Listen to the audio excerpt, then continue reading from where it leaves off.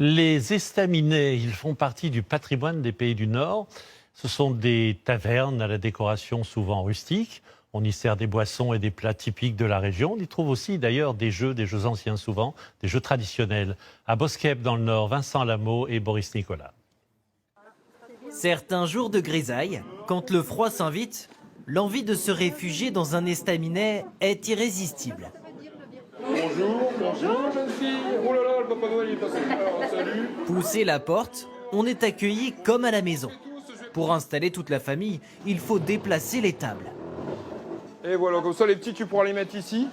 Venir dans cette auberge, c'est un peu comme manger chez sa grand-mère, tant la décoration date d'une autre époque. Ça nous dépayse un petit peu que d'aller au restaurant traditionnel où on est voilà, bien cadré. Là, c'est quelque part un esprit de famille. Quelque chose de chaleureux, d'authentique, un petit peu de nostalgie avec tous ces objets anciens. C'est réconfortant. Partager ensemble un bon repas chaud. Il suffit de voir les assiettes remplies pour saliver.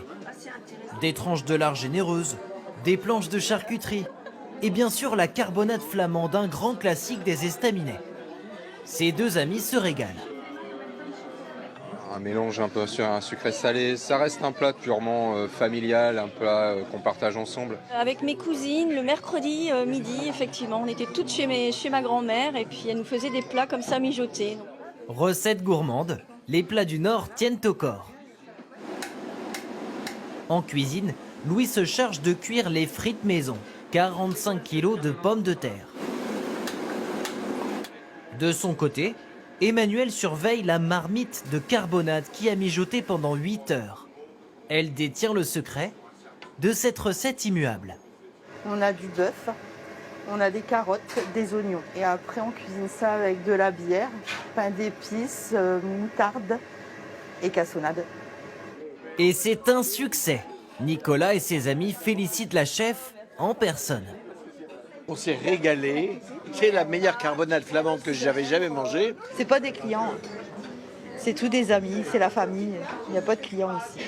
On fait à manger avec le cœur. Le groupe d'amis ne repart pas tout de suite. Dans les estaminets, on peut aussi jouer à des jeux flamands, une vieille tradition. Plus que ça. Ouais. Ce jeu-là s'appelle un virolon.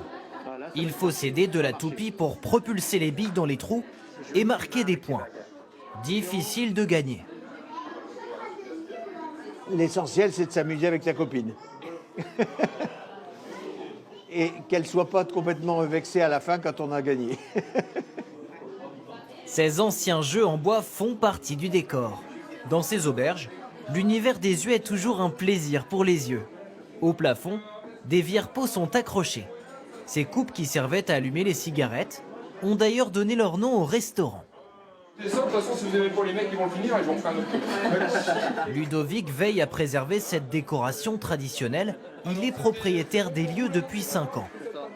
L'ancien facteur a d'ailleurs ajouté sa touche personnelle sur ce mur de photos en rendant hommage à un membre de sa famille. C'est ma grand-mère, voilà. Quand j'étais petit, c'était mes mères barrées. C'est une photo qui date de 1930 à peu près, 1930-1931. Et bon, je me suis dit,